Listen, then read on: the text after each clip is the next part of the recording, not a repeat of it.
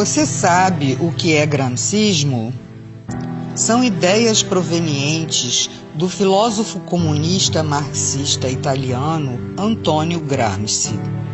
Fundou a tese de que para implementar o socialismo numa sociedade, o melhor caminho é ir alterando aos poucos a estrutura de todas as instituições humanas, incluindo as religiosas, educacionais, morais, culturais, jurídicas, governamentais e midiáticas da mídia. Uma sociedade culturalmente e moralmente fraca é muito mais vulnerável a presenciar revoluções de qualquer tipo. Gramsci postulou o conceito de hegemonia cultural, que é o domínio ideológico de uma classe sobre a outra, trazendo o enfraquecimento do capitalismo, culminando em uma revolução e ditadura comunista. Uma nação inteira fica dopada e dominada, formando uma sociedade idiotizada para que se perpetuem no poder. O gramscismo vem sendo adotado em vários países da América do Sul, como Bolívia, Chile, Nicarágua, Argentina, Uruguai, Peru, Guianas, Venezuela e Brasil. Aqui se tornou mais forte no governo de Fernando Henrique Cardoso, quando este permitiu a criação do Foro de São Paulo, proposto por Lula e Fidel Castro. Essa doutrina está sendo inserida em doses homeopáticas na veia da sociedade, e muitos não acreditam que estejam contaminados. O golpe comunista é feito em etapas. Primeira etapa: um governo populista. Essa fase pode ocupar várias presidências do mesmo partido ou da mesma coalizão. Assistencialismo. Há o aumento de bônus familiares por filhos, grávidas, planos de emergência, bolsas, etc. Objetivo: votos de cabresto na próxima eleição e controle sobre a classe pobre. Inchaço da máquina governamental. Com o aumento de cargos públicos, estimam-se 4 votos do grupo familiar por cada emprego público. Os capitais privados começam a diminuir seus investimentos e seus empregados são absorvidos pelo sistema público. Objetivo: votos de cabresto na próxima eleição. Aumento de salários e aposentadorias, inclusive sem contribuição prévia.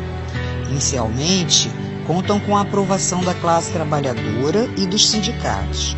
Depois, começa a espiral inflacionária que anulará todos os aumentos. O custo de vida dispara e o objetivo é fidelização de eleitores e votos de cabresto na próxima eleição.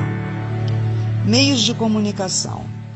Todos recebem dinheiro do governo, ficando assegurada a publicidade oficial.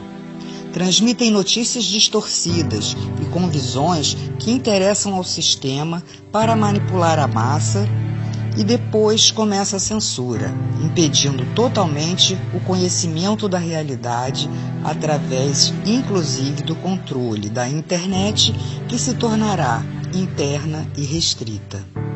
Aqui no Brasil, vemos a perseguição àqueles que combateram a subversão nos anos 60. Demonizam as forças armadas, o regime militar, taxando-o de ditadura e outras mentiras, criando uma imagem de inimigo inexistente, porém temido.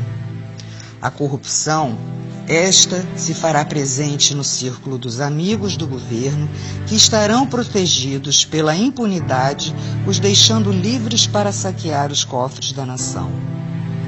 Uma outra manobra é promover falsas acusações de discriminação às minorias, como índios, homossexuais, presidiários, drogados, etc.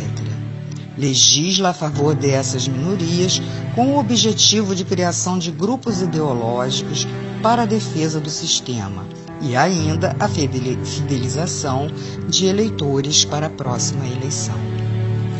Porém, quando o comunismo tiver totalmente instalado, todos serão rejeitados. A delinquência é uma ferramenta essencial para a implantação do comunismo. Dominam as ruas, infiltram-se em manifestações como grupos extremistas, os Black Blocs, que são financiados, assim como os agentes e líderes de movimentos sociais para prejudicar os que são contrários ao sistema. Segurança. Haverá um desmonte progressivo, falta de equipamentos, atraso nos salários, desmoralização por supostos atos de corrupção e violência. Leis que beneficiam os infratores e prejudicam a ação policial. E sobram autoridades para garantir direitos humanos para criminosos, em detrimento das vítimas, incentivando e acelerando a violência. Partidos. Grande fragmentação e alinhamento com a base do governo. Não havendo referências, pois todos seguem a mesma cartilha. Ocupações.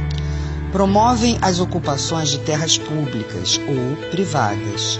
Invasões incentivadas por elementos que se beneficiam com a exploração dos menos favorecidos, cobrando aluguéis. Como prenúncio das expropriações, os capitais estrangeiros começam a sair do país e entram empresas de nações ligadas ao sistema. A mídia passa a perseguir os empresários nacionais, havendo quebra de muitas empresas e a estatização de outras. Assim, a classe média não consegue se organizar como oposição. Há o aumento também de ONGs de esquerda e a criação de grupos de choque. Na educação, a criação de novas universidades, diplomas à vontade, facilidades a grupos que sustentem ideologicamente o sistema e promovem ensinamentos distorcidos. A essa altura, o nível educacional é muito baixo para que se mantenha o povo na ignorância e sob controle do Estado. Cria-se a classe braçal do proletariado. Impostos. Oneram os trabalhadores com a alegação de que a finalidade confiscatória é para a redistribuição da riqueza. Porém, serve apenas para manter e financiar as gordas contas do governo, mantendo luxos e ostentações. O narcotráfico. Através dele se dá a deteriorização, principalmente dos jovens. As organizações criminosas movimentam uma grande quantidade, onde o acobertamento se dá, inclusive, no tráfico de armas. Sindicatos. A princípio, formados com o intuito de coibir greves através de acordos com o governo. Posteriormente, os dirigentes não alinhados com o sistema se retiram das centrais sindicais na tentativa de formarem centrais dissidentes, sem a menor possibilidade de êxito. Saúde. Criação do sistema único com crescente diminuição da qualidade e precário atendimento, utilizado pela maior parte da população. As prestadoras privadas, com a inflação crescente, altos custos e encargos, acabam sendo obrigadas a vender suas empresas ou então serão estatizadas. O efeito é um grande colapso na saúde. Segunda etapa. Destruição da classe média, fazendo-a culpada pela pobreza dos outros, culpada pela discriminação. Ela, temerosa, não consegue fazer frente ao sistema. Constituição. Várias modificações são feitas, criando lei da mordaça, do aborto, da censura, perseguição aos opositores, legalização da maconha. Promoção do colapso do poder judiciário, tornando-se servidor do governo. A impunidade aumenta. O crime domina as ruas. A espiral inflacionária dispara. A economia se deterioriza. Há a destruição moral e física das forças armadas e da segurança policial, e a centralização dos grupos de choque, que são as guardas bolivarianas defensoras do sistema. A criação de apenas 2 partidos, sendo um dominante e outro de falsa oposição. surgimento de falsos inimigos implantados para praticar conflitos, saques e invasões.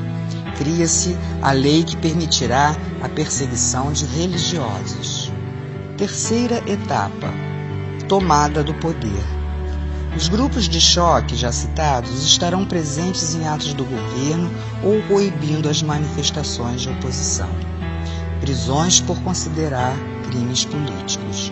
Serão feitas expropriações, confisco de passaportes, proibição de sair do país e novas identidades aos que estiverem de acordo com o sistema, sendo feitas avaliações e lavagens cerebrais. Racionalização de alimentos e com direitos apenas aos que tiverem a nova identidade. Severas deportações, total controle social e fim da liberdade. Portanto, as portas do inferno estarão abertas para todos serem aprisionados com correntes e cadeados nesse sistema trevoso. Se não quisermos nos tornar escravos, devemos lutar por todos nós e nossas famílias, pela nossa liberdade enquanto há tempo. Saber o que se passa é um direito de todo cidadão.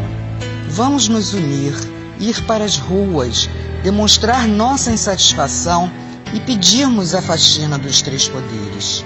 Assim, teremos a chance de voltarmos a ter um país próspero, de luz e de paz. Faça a sua parte.